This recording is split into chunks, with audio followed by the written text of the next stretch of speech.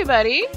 Welcome to my channel. If you've been here before, welcome back, and if you've never been here before in your life, welcome for the very first time. Today we're going to be scrapping Belomisia Field Station, which normally I would try to renovate it and turn it into something different, but with this one I just completely hated the aesthetic of how it looked and I wanted to start from scratch. The idea from this came from something I found on Pinterest where it was kind of a very modern build with an outdoor roof area, and I figured that would be really beautiful for this rental area here, because if you're vacationing someplace like this that's really warm, you're surrounded by nature, you should want to be outside quite a bit. I know, at least for me, being in the Midwest, if I was somewhere like this, I'd want to be outside as much as humanly possible. I also experimented with building a basement, which I very rarely do in any of my builds. Even in The Sims 2 and 3, I wasn't a big fan of doing it. The Sims 4 seems to make it a little more complicated for basement building, and I know, especially because I had a foundation, that I had to kind of finagle and mess around with it a lot in order to get to work. I also set up a little bit of a grid system in order to give an awning kind of effect on that roof as well. So there's a little bit of cover, and you're seeing that right now as I'm very speedily doing it. But I did have to once again kind of mess around with this as well to get it to look how I wanted it to. I know, for me at least, a lot of building is experimenting and seeing how it looks and then figuring out from there. For this build, I definitely tried to work on the outdoor aesthetic quite a bit more and making sure that the outside looked how I wanted it, because I feel that that is what makes it more special. I also use a lot of big windows because I'm obsessed with having as much glass on my builds as humanly possible. I also feel that in an area like this, where there is such a beautiful outdoor space, they're basically right in the middle of that jungle that you would want to be able to see the outside as much as possible. I did put a lot of bedrooms and space down in the basement that I built in order to give a little bit more room and have more people be able to rent, because the rental on this one was a little bit higher than it was beforehand. I think it's about $1,500 per day. It's worth it though. With all the amenities it gets, it'll definitely be worth it. I also, furnishing-wise and decoration-wise, I tried to use as many items that came with that Jungle Adventures pack as humanly possible, because even though the build itself is fairly modern, I still wanted it to have that idea of the culture of where it is. And a lot of the bedrooms that I build later, it's a lot of the same furniture and just different color schemes, which was also really fun because it kind of pushed how I wanted it to look a little bit more. So I'm not exactly copy-pasting everything, but I wanted it to still have that similar aesthetic of being in the jungle. I also decided not to put any TVs in this build at all. And that's mostly because I add a lot of things like a pool. There's a giant outdoor area that's up top, and then out down at the bottom by the pool, there's different cooking areas. I put a little yoga mat outside later as well. I also add a hot tub upstairs and a bunch of other stuff. There's even a guitar outside in this build. There's a bunch of other ways for people to gain their fun. And if they want to stay in and have fun, I have a bunch of bookshelves as well. So they have plenty of activities that don't require television out here. Especially because I think reception out in this part of the jungle might be difficult even if they did have a TV. Not that The Sims 4 has the best reception, unless you're a very high mechanical skill and able to get it up there. But you know what I'm saying. I did also playtest this build with the Caliente family and a bunch of their friends.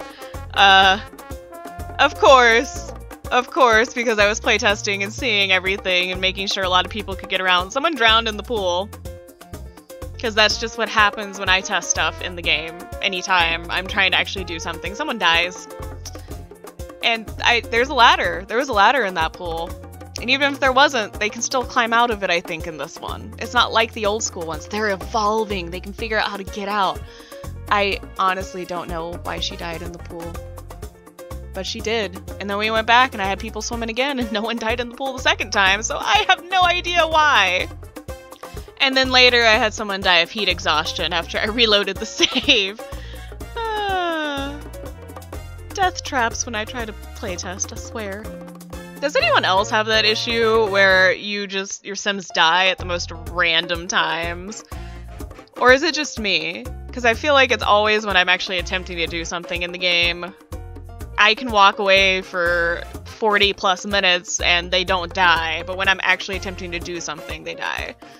Does this happen to anybody else? If it does, please let me know in that comment section down below, or you think I just have the worst luck in the world. You can comment that too, just let me know. I abused those hanging wall plants in this build. I don't use them very often, but if there is somewhere I'm going to be using all those hanging wall plants that came with this pack, it's going to be here.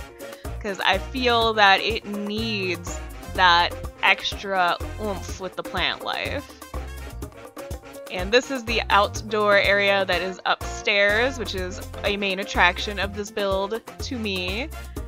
I end up doing a little dining area. Like I said, there's a little yoga mat. I put a little archaeology table as well, because that is a big part of this area and this game pack, is being able to do that. Put a little cooler up here, a bar, of course a bar. And I'm putting a jukebox there as well. As I said earlier, I also have that yoga mat. I also put a little meditation area. So if there's somewhere you want to do yoga, out here with this view, it'd be one of the most beautiful experiences in the whole world, I'm sure. And it's so basic too, because I love using that little succulent planter that came with seasons like everywhere. I use it in so many builds, it's silly. Actually, that might have come with laundry day. I don't remember now. Let me know down below if you remember what pack that little succulent planter came with. It comes in the blue and the yellow. It might be laundry day, and it might be seasons. Don't really remember. I also used that woven tapestry that came with Jungle Adventures in a lot of the rooms as a decoration. I sized it up quite a bit because I felt that it had a bigger impact and it covered more wall space when it was sized up. There's a little shadow issue with it, which if you do download this from the gallery, this is available on the gallery. And it's under Lestat's Poet, just the Lestat's Poet part. If you're not sure how to spell it, it's literally my channel name, but without the Sims part. I think that there's a little issue with the shadow of that. If you download it, you're going to see that, but it's a minor issue. I think the idea of it just being bigger and taking up more space is better. And this is meant to be a pool. I wanted to add in the lilies and then some of the algae looking stuff just to make it look more natural, because especially with the shading of the water and everything, I just feel that it fits into this build so much more. In case you can't tell, I had a lot of fun doing this build because it's something very different than what I normally get to do in the game, or I shouldn't say get to do, I should say what I normally do. Because you can basically do anything in The Sims. It's not a get to do, it's what your imagination thinks of to do. That's your only real limit. And this one was just so fun for me because it was so different than all the other builds that I've done in the game, and I wanted it to feel luxurious but very full of nature, but modern and still have those rustic touches.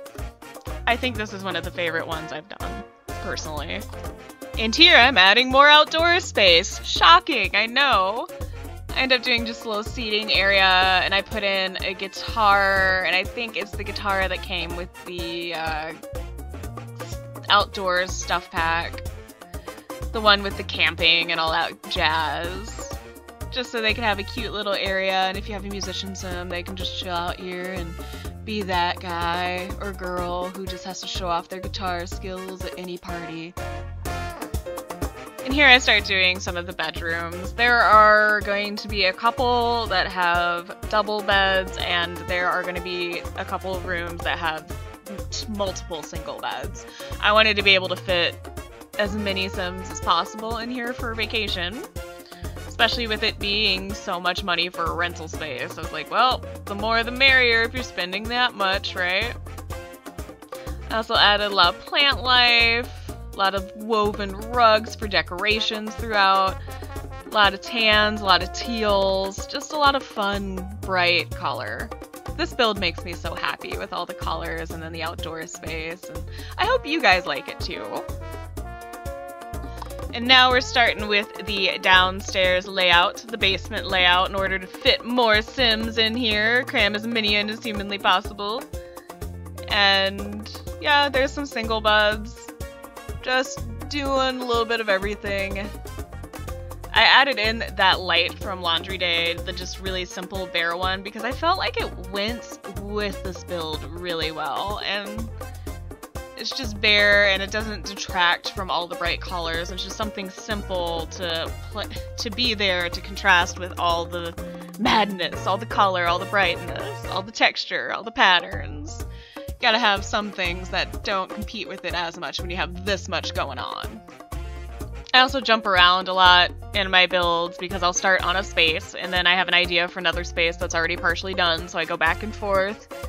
And I think sometimes that is, I don't want to say a better way, but I know it works for me because it helps me keep track of what's going on a little bit better, because my brain kind of goes so fast when I'm doing stuff that it's just constantly going. And jumping back and forth is just a way to work with how my brain works and keep the ideas going and flowing and decorating as I go. And doing it this way makes me not lose ideas that were good ideas, because if I don't jump back and forth, that idea will be gone, and they're typically ideas I actually think will improve what I'm doing. And it's better and easier for me to just jump back and forth than to try to recall it later and possibly lose it. And for the bathrooms, I know from watching some other YouTube Sims videos that when they're doing the bathrooms that came with the jungle pack, they're not sure what mirrors to add with it. I ended up using different colors of the ones from the movie stuff pack. That's that kind of sunny shaped mirror. And the other one is from the one family one that I can't remember what the name was right now. But it's the one family one, the wider set mirror that comes in a bunch of fun different colors that is meant to be like for teenage spaces and for kids' rooms. Yeah, I like it for this because it comes in colors that matches this stuff pretty well. Here I'm just adding in some of the final touches on the downstairs bedrooms and bathrooms, just some decor to add up to it. And then I'm going to do a little bit more landscape, adding in as many plants as humanly possible that would be in the jungle. I feel like landscaping for a lot like this is very important. I'm not gonna lie, I am definitely not the best at doing landscaping because I have a tendency to want it to be in like numbers where it matches. That sounded weird. I want it to be more of a uniform look. There we go. Instead of a more natural look. And for something like this, you want it to seem more organic. So I had to kind of fight with myself in order to try to get it to look just a little bit more organic and not so planned. So I decided there were too many plants, and I kind of eased off of those plants a little bit. Now we're adding in a reddish soil to make it look a little bit more like it was planted there, and a little bit of a sidewalk out in the jungle. Why not? Sure, let's have a sidewalk. And I'm adding some beams to match up to the windows that correspond underneath, just to make it look more uniform and like it's actually built that way. I was trying to add some more hanging flowers and stuff from those beams, but I kind of decided against a lot of it. But I did keep a good little chunk of those flowers kind of on corners of the build and in just certain spots for a little bit more accentuation. I definitely do have move objects on for a lot of the plant life stuff, just so you know. And I know there are certain things that I either sized up or down, like fireplaces and the wall tapestries we talked about earlier. And I was just trying a couple of different things there. It's kind of like, I got a lot of fountains, maybe I should change some stuff around.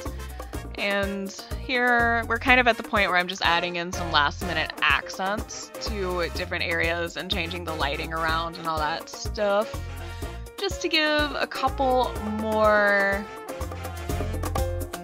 special pieces in here, just some stuff that's a little different. And I definitely think that this was a smart move. I love how this ends up looking. Adding those string lights on those beams is just gorgeous. I think that's one of my favorite parts. At night, this build just looks so pretty. It looks pretty in the day too, but I really enjoy how it looks at night. The speed build portion of this video is now finished.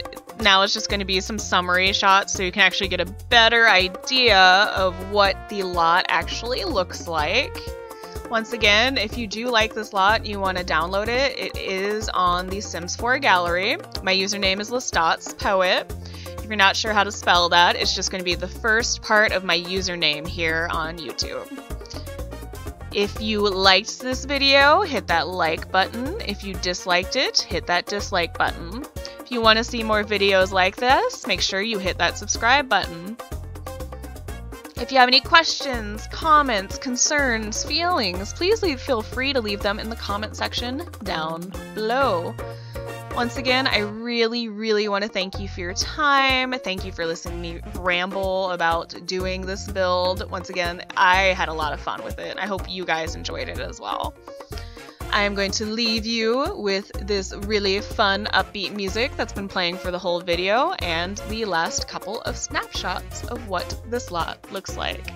Again, thank you for your time. Hope you have a great rest of your day or night, depending on when you're watching this, and hopefully I will see you or hear from you soon.